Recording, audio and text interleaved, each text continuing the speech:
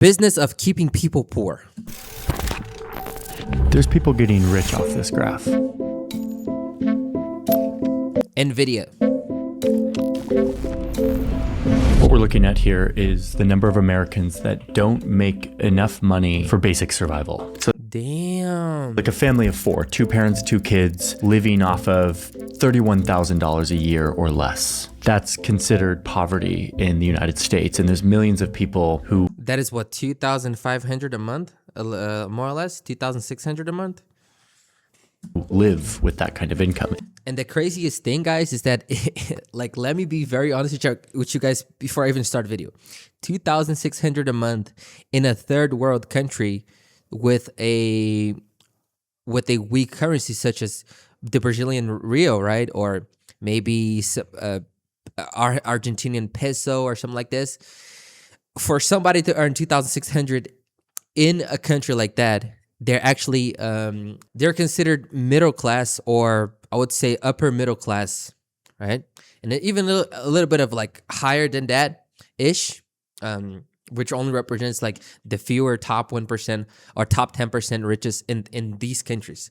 That's so you know how rigged the game is, right? I don't even want to start it.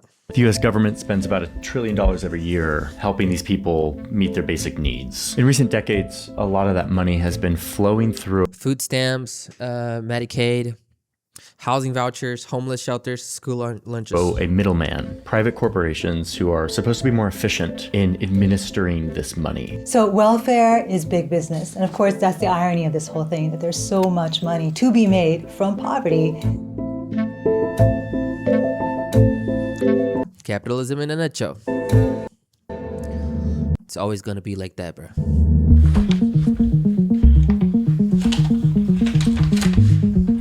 Now, this is not easy stuff to understand. We're talking about government welfare programs and bureaucracy. Sometimes they're intentionally hard to understand, and these corporations don't really want to be known by anyone. But if you start to Did you see what he said? Sometimes it's intentionally hard. It's just so you don't understand it. dig, which we've been doing, and you look deep enough into this, you start to see what all of this actually looks like, who's actually getting rich, what the incentives are within this system, where the loopholes are, and whether or not this is actually benefiting the people that it's designed to benefit. So in this video, I'm going to show you who gets rich off the poor, and I'm just going to do a few case studies Everybody in the top of the pyramid. that demonstrate how this works. I'll be making a list of examples here, going from what I see as the least egregious abuse of this system to the most. I am bracing myself to get sued or... Bro, he is... The reason why I like Johnny is because he doesn't give a shit. He doesn't give a shit about anything. He voices his opinion out there.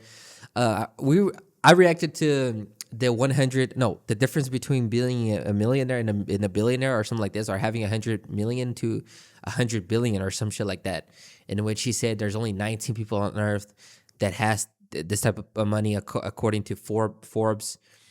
And then he voiced his opinion. He doesn't even care, doesn't even care if he's gonna get sued or somebody's gonna hate on him. Kudos to him, because he takes a lot of balls to do some shit like that. Intimidated by the companies that I'm calling out in this video, because that's how a lot of these powerful shadowy companies work. So as always, every assertion in this video is rigorously fact-checked and in my sources. Lawyers, go check that first before you send me your cease and desist order. Thank you. We about to go crazy in this motherfucker. Let's go. Let's look at who gets rich off the poor. Let's go back to this graph one last time and just zoom back to the 1950s, where you can see that the poverty rate was double what it is today. It's like 22%. Damn. This was really bad, and it But wait, now there's a lot more people than there was back then, or am I wrong? Just want to know. led to the president at the time declaring war. And this administration today, here and now, declares unconditional war on poverty in America. We shall not rest until that war is won. So, A War on Poverty by Lyndon B. Johnson in 1964. This is what that war looked like. This big line.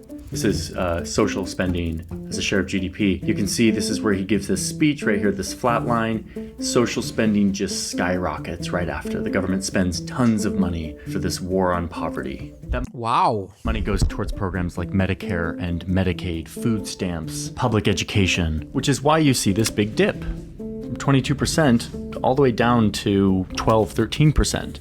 Wow. And for a time, all this spending worked. Poverty declined 30% in 5 years. But eventually, 30%. progress slowed. And the government kept spending and people got tired of it. The economy wasn't doing well and people were tired of subsidizing these welfare programs. And that's where this guy comes in. My friends, some years ago, the federal government declared war on poverty, and poverty won. This is where things Poverty won. start to get a little bit But why? murky.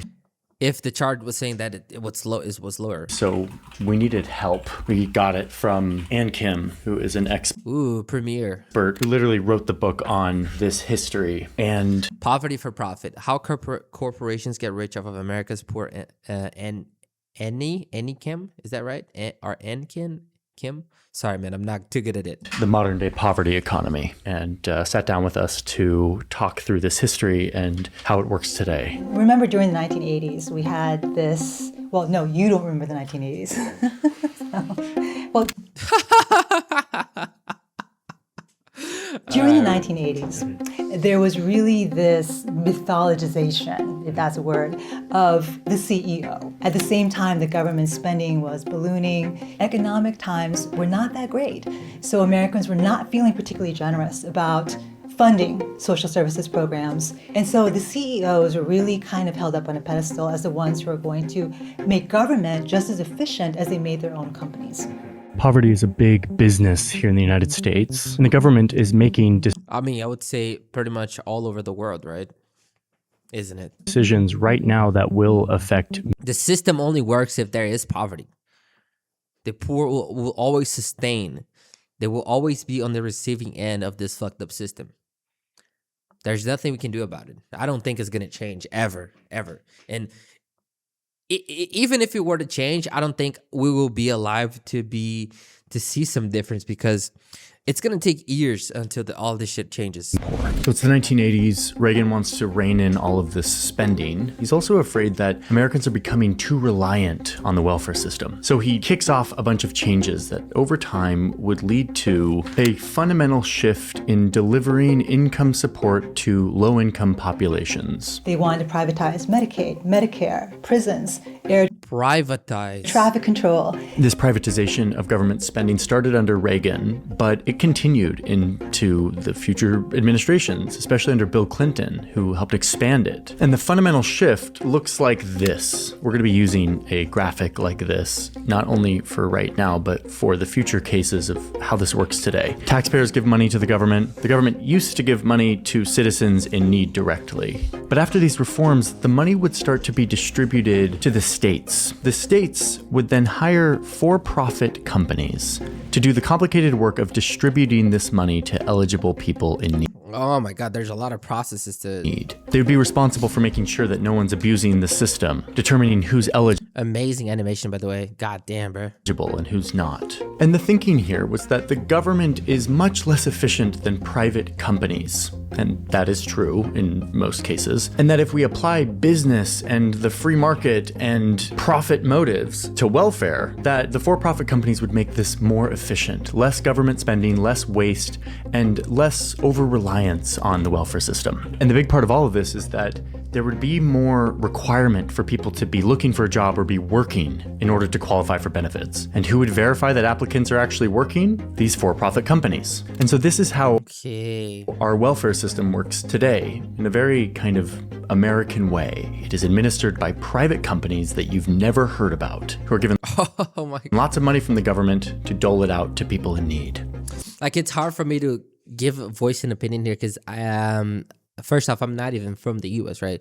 And secondly, this is all too complicated for me to still understand. I don't know a lot of these things. I still am learning and trying to have a formed opinion on it. But every day is a new day, right? And a new lesson for me to start understanding how this system works. But it's very complicated. So Reagan started this privatization train.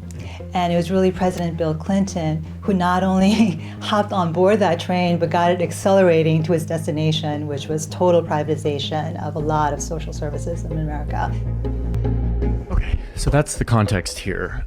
It's been 45 years since this big experiment began of privatizing our welfare system. And I've always wondered, like, did this work? So that's sort of been the curiosity at the heart of this story. Is government more efficient? Are we saving money? Is this helping vulnerable populations in a more efficient way? The answer is, in some cases, yes. Like, there have been positive outcomes of outsourcing to contractors within the welfare system and public spending. A good example of that is food stamps that used to come in these paper coupons, but now are $7 delivered electronically on a debit card. This is more secure, it's more efficient. It ensures that people use these for food. There are a lot of instances where private companies have made government spending more efficient, but the purpose of this video is to shine a light on the many instances where private companies have gotten really rich off of this system in a way that has not benefited the most vulnerable and needy people in our country, the poor, the elderly, children in need, the disabled.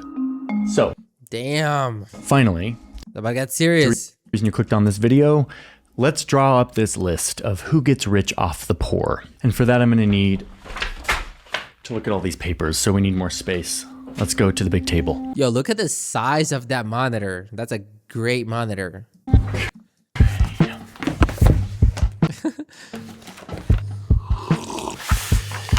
Okay, Oh my God, this is such a nice video, bro. so the He is such a good creator. first one on our list is slightly adjacent to Tax credit skimmers. privatization of welfare, but it follows the same incentives and dynamics. And it has to do with taxes. One of the ways that the government subsidizes the lives of lower income people is through a tax credit. So when you file your taxes, you show that you've been working, you've made money, but you didn't make that much money, and therefore you qualify for an earned income tax credit.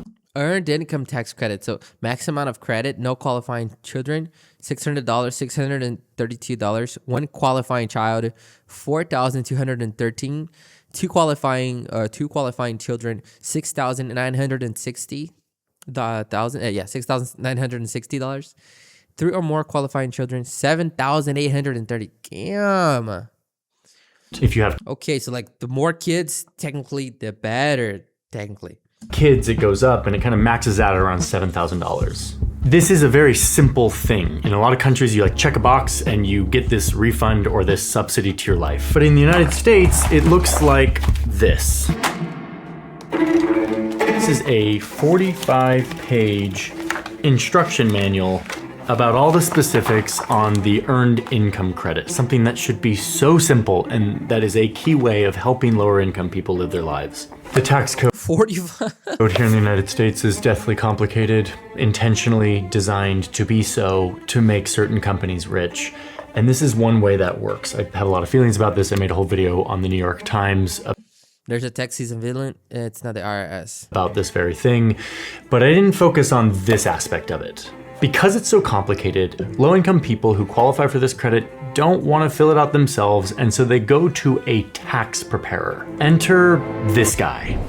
Well, not this guy specifically, but a guy like this, representing a company like this.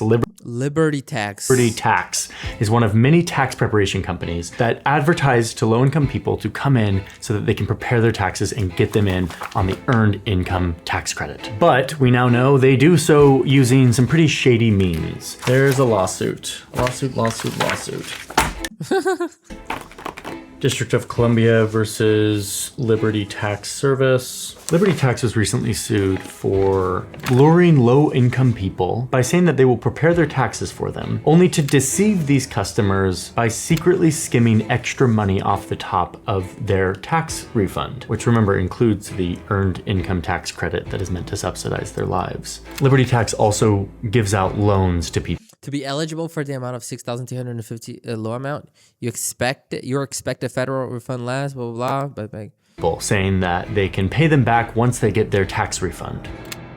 But what that really has done is create a market for high interest fast cash products like refund anticipation loans or refund anticipation checks, which are basically just payday loans that are secured by the refund. And so this predatory industry has grown to take advantage of the complexity of an incredibly important benefit that a lot of poor people count on every year. These loans would often come with high interest rates and unexpected fees. In fact, the pricing in all of this has been kind of a black box, allowing Liberty Tax to take advantage of low-income Americans trying to get in on the benefit that they are entitled to because of this tax credit. Okay, and this is where I have to come clean.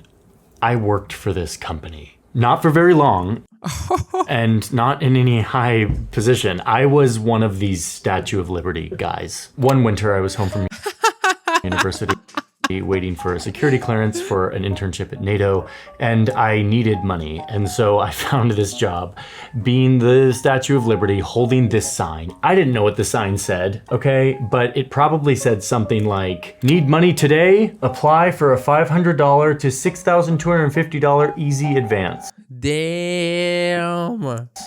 My wife stopped trusting me because I never do the things I say I'll do. She just does everything herself now. I finally found out why.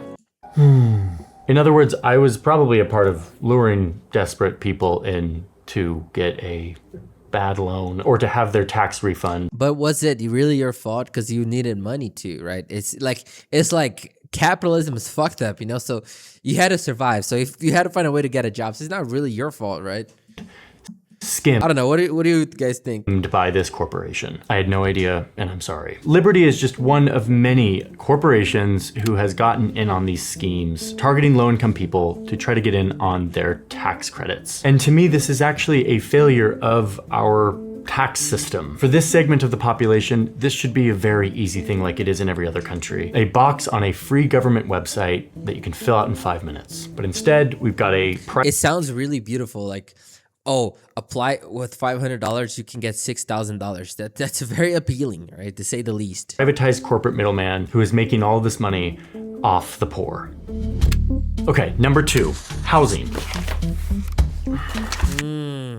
So here in the US, instead of building big public housing complexes like they do in some countries and like we used to do, the privatized version of the American government gives vouchers to low-income people and allows them to go choose a house, and the government will basically pay for a portion of their rent. This is called Section 8 housing. And there are landlords that specialize in renting to Section 8 tenants, getting this government subsidy voucher that goes to pay for the rent. But what you find is that some of these landlords jack up their prices because they know the government will pay for it. Like here in DC, an apartment that should cost $1,600 a month, the landlord might charge almost $1,000 more, like $2,500 a month, well above the market price, knowing that the government, who has poor oversight over this program, won't pick up on this and will subsidize that inflated price. Now, I'm not just making this up. Those are real numbers from an investigation here in DC by the Washington Post, who found that the DC government is overpaying thousands of apartments to the tune of $1 million every month. Oh. Here in Little DC, but this is happening all over the country, enriching landlords while depleting the assisted housing fund, all while distorting the market. Like, this is not free market, this is a totally distorted thing. Number 3 on our list is corporate middlemen, which is kind of a big section. I'll try to work through it fairly concisely, but it's kind of the biggest one here. This is where a lot of people get really rich off the poor. Remember from our history section just a few moments ago that Ronald Reagan shook up the welfare system by, instead of giving money directly to people in need, instead giving it to the states, who would then give it to a corporate middleman who would then distribute it. And that corporate middleman also had to kind of determine the eligibility of people, making sure they're working or they're looking for a job. And all of that is a lot of work, and these corporations were the ones to be doing it. So these are the folks who God damn. are getting government contracts to act as government in running welfare programs. They're basically agents of the government. They're mercenaries for the public sector. They're making huge decisions that benefit the everyday lives of low-income people. One of these companies, for instance, was a company called Maximus, which is one of the largest welfare services providers today. They had revenues of about $88 million in 1995, and just a few years later, their revenues are already up to $500 million. And today, they're a $4.9 billion business. Yo. Now, this was exactly the point for Reagan and his reformers. These corporate middlemen were supposed to be much more efficient in administering this government money. And indeed, they are for-profit companies and they operate much more efficiently than the government itself, cutting costs and looking for ways to do things more efficiently. But let's remember, this is not like a normal corporation like McDonald's that is selling a product to a customer that can go somewhere else. Let's see what happens.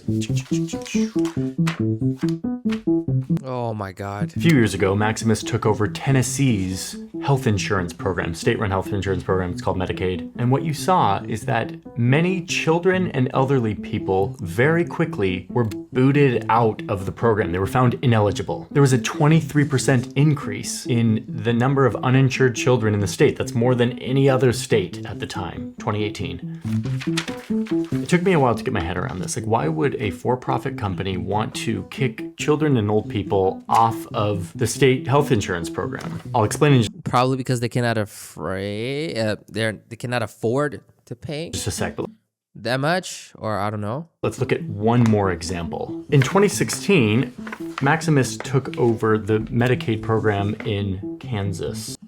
And soon thereafter, applicants started to see huge delays in their applications. Backlogs started to build up, which, remember what we're talking about here. This isn't abstract. This is vulnerable people, in this case, mostly elderly people, not being able to access their basic health needs for weeks and sometimes months because their application was pending for a very long time, meaning Maximus was working on it, but presumably very slowly. And that's because children and low-income people and elderly people are not Maximus's customer. They do not have an incentive to serve those people, partly because those people can't go anywhere else. Those people think that they're interacting with the government. They don't know who Maximus is. And mostly because their main job is to get more government contracts and then to cut costs so that they can capture as much of that government contract as profit.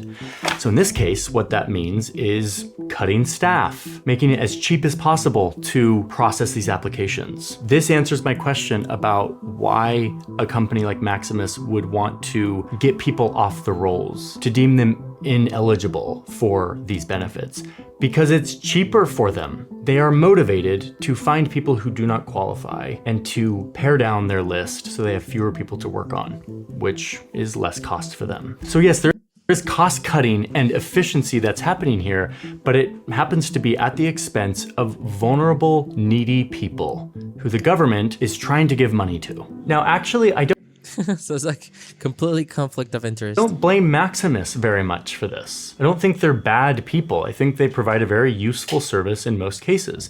We should expect a corporation to behave like this. The definition of a for-profit corporation is someone who does everything in their power to make money for their company. That is their job. So without proper oversight and competition and regulation and performance review, these corporations should be expected to minimize the resources they have to put into processing applications and administering benefits here. If you look at the financials of Maximus, they're not some crazy profitable company. Yes, they bring in billions of dollars. They've captured a huge amount of this government services market. Their gross profit margin is 20%, which seems like a lot. But if you actually look at their net profit margin, which is kind of their more typical profit margin, it's like 3%. That's a pretty poor performance for a company. They're not insanely 3% profitable. The CEO did make $7.3 million last year in full compensation, and they did spend over $1 million in lobbying and funding elections. My point here is corporate middlemen who administer welfare are not robber barons, and they're not running some corrupt scheme, but they are for-profit corporations who will cut costs where they can. And if they're not held accountable for doing that, the people who suffer are the people who are already vulnerable and needy in our country, which is what all these programs are meant to help. Because they're one of only a handful of companies that are in this business, you can get away with a lot of behaviors that may not Monopoly? fly I don't know. in a more competitive marketplace. I remember interacting with these companies. I didn't know I was interacting with them until I started reporting the story. But when my son was like 1.5, he was diagnosed with autism. And we started to look around for services, realized our insurance didn't cover anything. So we went to Medicaid and we qualified. And my wife spent hours and hours on the phone with what I now know was a corporate middleman trying to work through these applications and processes. And it was mind-numbingly complicated and difficult. And the wait times were so long, and the paperwork and the hoops that we had to jump through. And I remember feeling a lot of anger at the inefficiency of the government. The government has no incentive to perform because we're not their customer. What I realize now is that I was dealing with a corporation. I was not the customer. Was not the customer. My son, Henry, who needed services, was not the customer. And in fact, complicated forms and more wait times and process is actually more business for these corporate middlemen. They have an incentive to sell more paperwork to all of us. To me, that is a distortion of what Ronald Reagan dreamt about, of corporations swooping in and making our government more efficient. Okay, that's corporate middlemen. Let's move on to number 4. Medicaid dentists. Now, I've had some positive experiences with Medicaid. When I was a freshly married, in my young 20s university student with no insurance, and we had our first baby, I got hit with a $10,000 bill from the hospital and freaked out and went to the billing department at the hospital. And they told me about this magical thing called Medicaid for someone like me who was very low income at the time. And lucky for me, whoever the benefits contractor in Utah was handled it very well, and it really saved my bacon. But if you look at all sides of Medicaid, you start to see entire industries that exist to take advantage of the Medicaid system. A good example of this is dentistry. It's created an enormous business opportunity for some dentists who see that they can make a living treating exclusively Medicaid patients. Unlike regular private insurance, Medicaid doesn't reimburse very much for dental procedures. Damn, bro, this is so insane. So because of that, a lot of dentists don't take Medicaid as an insurance. And on the other side, there are some dentists that only take. Dude, I'm sorry, y'all. I'm not reacting too much in this video. This is a really quiet video for me. I usually talk a lot, but I'm really trying to learn here. And like I said, it's not even my country, okay? But I really like Johnny Harris, and I'm always up to learn something new. It's very complex, the things that he talks about, and I'm still on the learning process. So yeah, but let's keep watching it either way. Medicaid. They specialize in appealing to patients who qualify for Medicaid, getting them in, and doing as many procedures as possible to get in on those Medicaid benefits. And once again, if we're talking rational corporate behavior and incentives, these offices will often target lower income or disabled or elderly patients who are less likely to advocate for themselves and against medically unnecessary procedures. So inevitably what's happened over time is that this market has turned into a very exploitative one, where dentists have been prosecuted for charging for procedures that didn't exist or procedures that were completely unnecessary. For instance, there was a dentist in North Carolina who was prosecuted for having performed 17 root canals on a 3-year-old toddler. 17? God damn. And it's not just one bad apple in North Carolina. This is a lawsuit where the US government settled with a company called Cool Smiles, and they are a Medicaid-specific dental franchise who had to pay close to $24 million because an investigation found that they were performing dental operations that were not medically necessary. They were taking advantage of poor patients in order to get more money from Medicaid. According to the lawsuit, they performed tooth extractions, gave out stainless steel crowns, did root canals on babies that did not need them. That is insane, dude. Root canals on a baby. Like, there are multiple things really wrong with this. Fucked up shit. Obviously, exploiting a government system to deplete the Medicaid fund is one aspect, but performing like dental surgeries on people, root canals on babies for money is a level of greed and corporate exploitation that I cannot really get my head around. But again, in a world where companies will maximize profits, this is to be expected if the incentive structure is set up that way. Let's get to number 5, Yeah, for real. which is Let me see what we were talking about here. Hold on. People are so quick to label those in poverty as lazy and living off the government, but the only ones that are actually doing that are these private corporations. Let's see what they answered. As people are pointing out, getting government aid is a full-time job. Europe has done a much better job of figuring out how to social and healthcare programs. Instead of calling corporate welfare, it's called subsidies. I hate saying that. Exactly as these foster children did nothing to deserve this kind of abuse, blah, blah, blah. Okay. They're called disabled veterans, but we will not talk about that. The foster parent actually has to parent the kid, not just to give him room and board. We haven't done foster care for about 12 years now, and the kids still come back and visit occasionally. The ones that stayed in the system are doing poorly. The ones that got out and did on their own thing are successful. They're welcome back though. Privatized corporate middlemen making money off of the poor. Okay, subsidizing.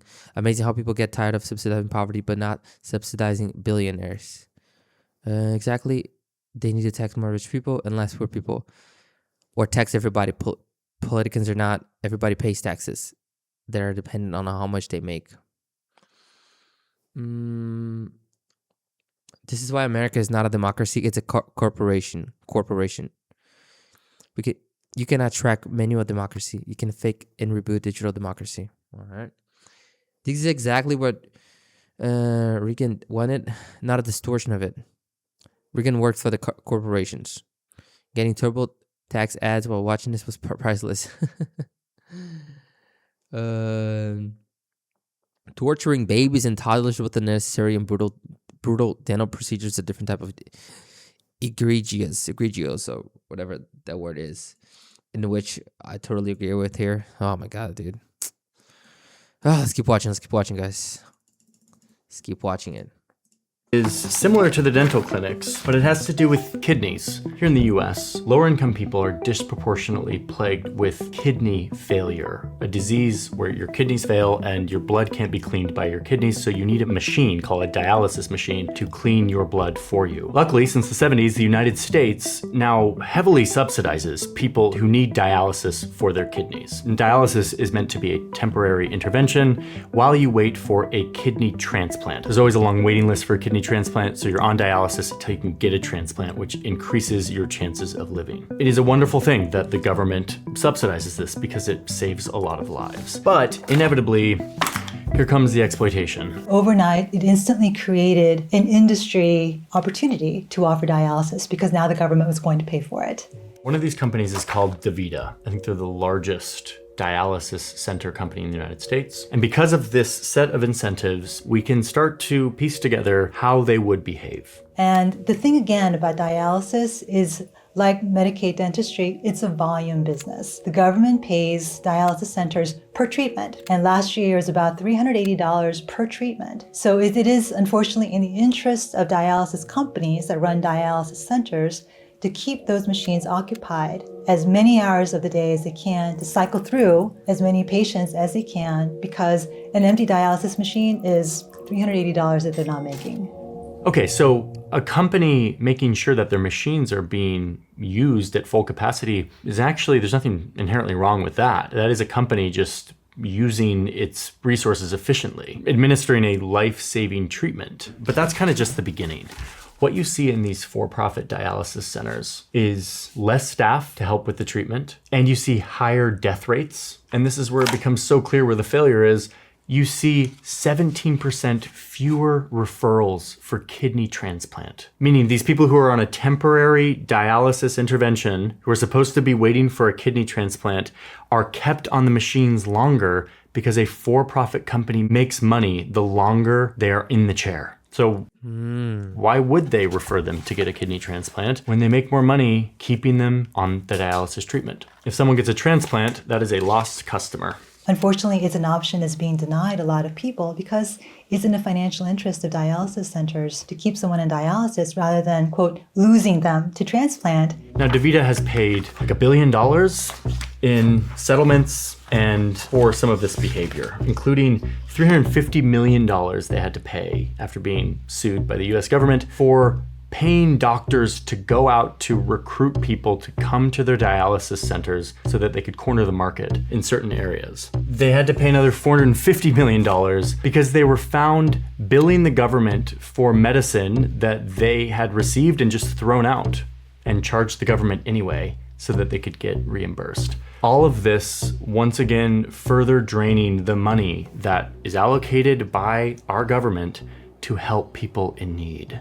And finally, number 6, the last on our list, the one I'm deeming the most egregious because it has to do with children. And not just any children, the most vulnerable children in our society. Specifically children who have been removed from their family because of abuse, abandonment, or death. Foster children. Foster children. If a foster child loses a parent or is physically or mentally disabled, the federal government entitles them to around $700 a month to subsidize their lives. This is one that goes straight from the federal government, from the Social Security Fund, straight to these children, or at least it should. But here comes the corporate middlemen once again. States will often hire corporate middlemen like Maximus, who is in fact a part of this, to look through the databases of foster children to identify which of those children qualify for this benefit, meaning which of these children have a dead parent or are physically or mentally disabled. And then to go through the process of diverting that money away from the children and into state coffers. The state says they're doing this to help supplement the foster care program in their state to help boost their budget. But what feels very icky about this to me is that it creates, once again, a business opportunity for a for-profit company who is incentivized to scour these databases looking for children who qualify for this benefit to divert the money away from them and towards the state. And Maximus gets paid a fee to do this. They're incentivized to do this as a service for the state, to look through these databases and look for children who qualify. There's one NPR report from a while back that reports that the corporate middleman Maximus, who we've talked about at length here, and who I will probably get sued by, would get $1,600 per child that they found who qualified for this benefit. Remember, a child whose parents are dead or who has a physical or mental disability who's entitled to around $700 a month to supplement their very difficult life. If Maximus finds that child and diverts that money into state coffers, Maximus gets paid $1,600. That was in Alaska. Oh, but That's crazy, man. it's still going on. In 2018, Washington State worked with Maximus to get $6.89 million of foster children's money. Wisconsin got $4.13 million from their foster children, thanks again to the services of Maximus. Illinois, $18.7 million from foster children. Illinois didn't work with Maximus in this case, but another similar corporate middleman called Diversified Services Network to do the same thing. None of these companies want to be known or spoken out loud. They just sort of operate as like a proxy for the government. This is what they do. In the shadow. This money is being diverted from going directly to the foster children to going into the statewide foster care program. So it still is benefiting those children indirectly, but it feels wrong to me because this money was intended to benefit them directly. These are the most vulnerable children in our society. This money is entitled to go to them. God damn, man.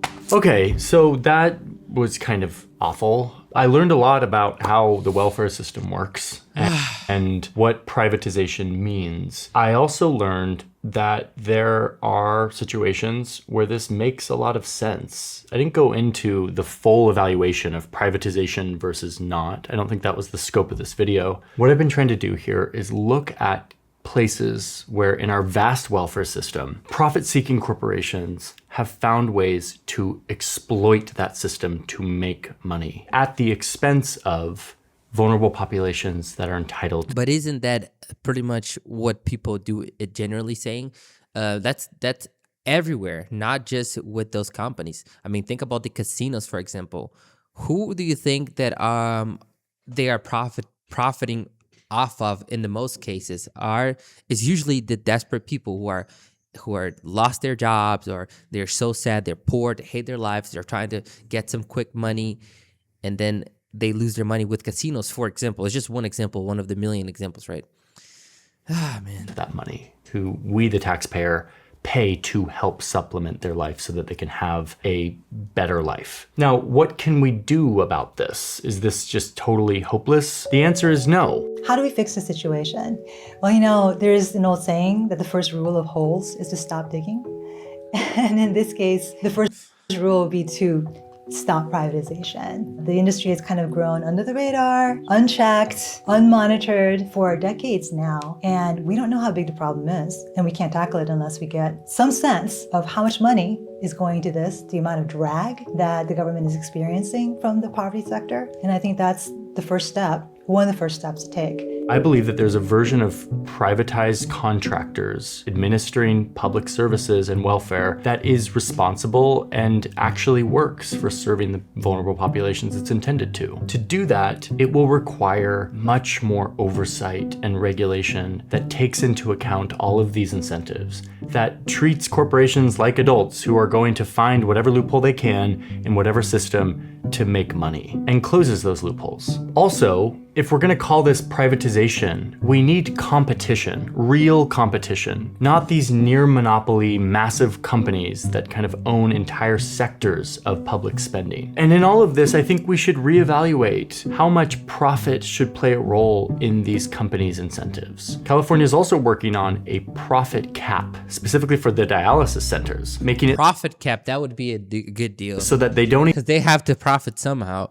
but they needed a cap. even have the ability to profit as much as they do. Now, unsurprisingly, this was fought tooth and nail with over $100 million from dialysis centers, and the Proposition 8 was shot down. But it's a great policy recommendation, and it begs the question, how much profit should a corporation that is administering public welfare be entitled to? But ultimately, none of this will change unless the customer demands more. And the customer in this case is the government. If the government does not measure and demand better performance, these companies will not do better. The government seems to not be demanding a lot of change on the whole. There's a trend towards more and more privatization in things like Medicaid and other benefits. Our belief in the market has allowed us to be blind to some of these failures.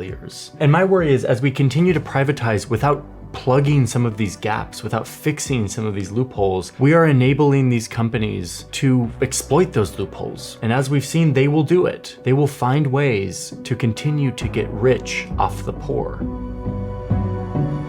Ah, good video.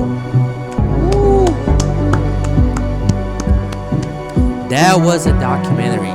That was a freaking documentary. That was a freaking documentary. God damn. Such a hard video to understand. It was such a hard video for me to understand. I'm so sorry, guys. Usually I'm supposed to talk more, but man, Johnny Harris is always coming up with something so complex, bro.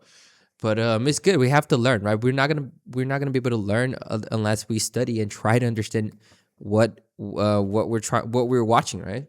But tell me what you think. This video is great, amazing.